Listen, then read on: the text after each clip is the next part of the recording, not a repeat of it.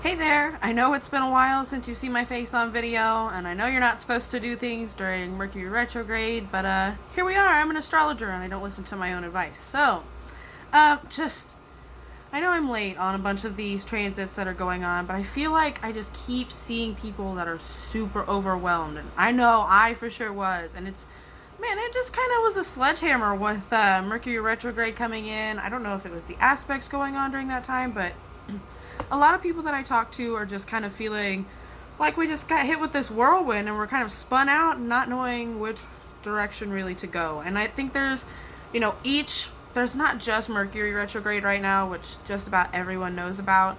There's like 6 things that are retrograde right now, and I feel like they all do their own thing. And I always, whenever I talk about retrogrades, a lot of people, when they hear the word retrograde, they think about backwards, in the past, those kind of things. And yes, that does come into play, but I also see a lot of where it's internal work. So instead of this energy being put out into the universe, it's the universe putting this energy back into us. So we can kind of work on what we put out and how we put it out, where we expend ourselves, those kind of things. So that's why when we have the Mercury retrograde, we have the situations from the past, because there are lessons that need to be learned to go forward. I apologize if I'm a little all over the place. I literally, this is my chicken scratch notes that I wanted to make sure I talked about everything, because this just kind of hit me out of nowhere that it needed to be talked about. So like I said, Mercury retrograde, big player. It started in Leo. It's going to finish out in Cancer. That's Friday of this week, I believe. It was conjunct Mars there for a while, so super charged with all that passionate energy. So, maybe feeling combative, angry, or just really wanting, mentally active and needing that stimulation. And pridefulness is kind of a theme when we have Leo and needing the attention.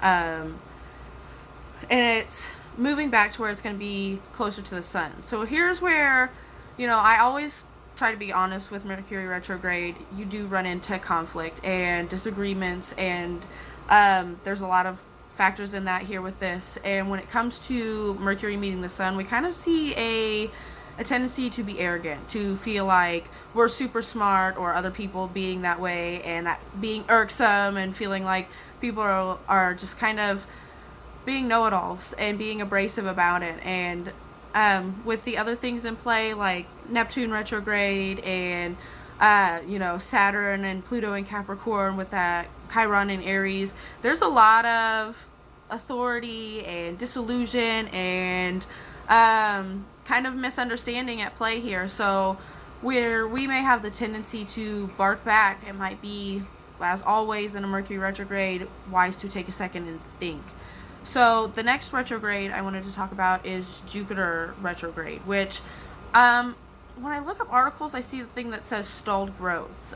I don't like to look at it that way. That kind of seems really negative. It's just not an outward growth type thing. It's not a tangible, you can see things building, those kind of things. It's a taking the inner workings of yourself and kind of transmuting them for expansion and growth. And when we have it in Sagittarius, it's our personal freedom. So we need to decide what we're wanting to learn, what philosophies we're willing to travel and exercise and learn about. But when we start things in Mercury retrograde, they don't last. So we really need to evaluate what we're wanting to get out of this, where we're wanting to go after the Jupiter retrograde, the Mercury retrograde, those kind of things. So it's more, like I said, retrogrades are a lot of internal work, and this is just another thing where we stop our own growth, basically, because Jupiter is at home in Sagittarius. So there is the huge opportunity for growth with the direct transit and the retrograde transit. It's just in the way that you expend it. So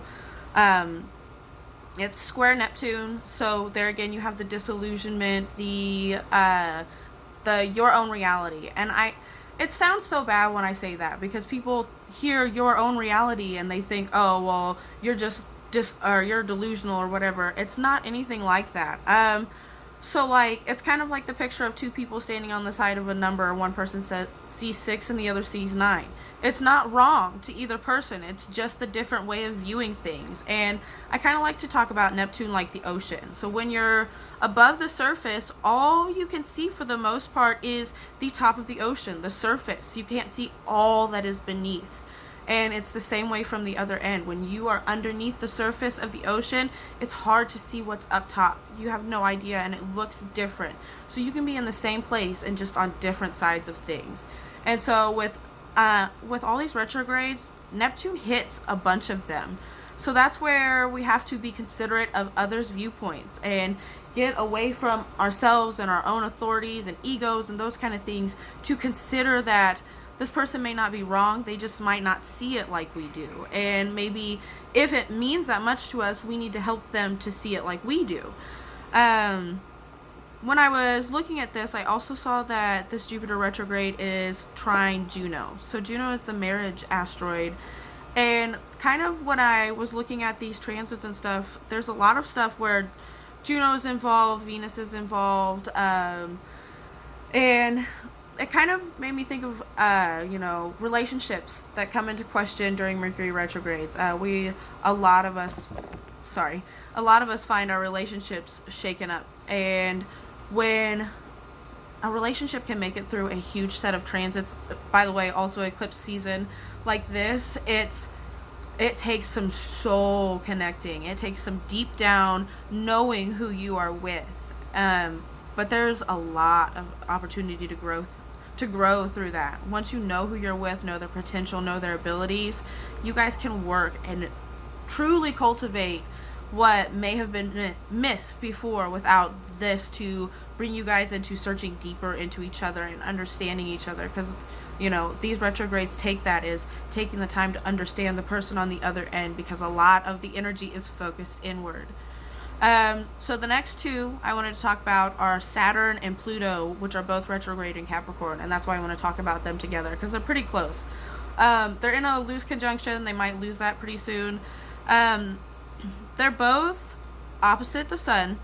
Saturn is opposite Venus, so there we're learning our boundaries with those things. And with that, Saturn offers longevity. So if you make your boundaries, you discipline yourself and understand what you want, what you need, and what you require, and vice versa for your partner, there you have the longevity of Saturn. You are grounded and you have this solid Saturn type of foundation to keep going. So Saturn is also sextile Neptune. So there again, there's understanding the reality of the other person and your own reality. I also noticed that it's got a square to Pallas. So I don't know much about Pallas. Someone wants to call me out on this. I don't mind at all.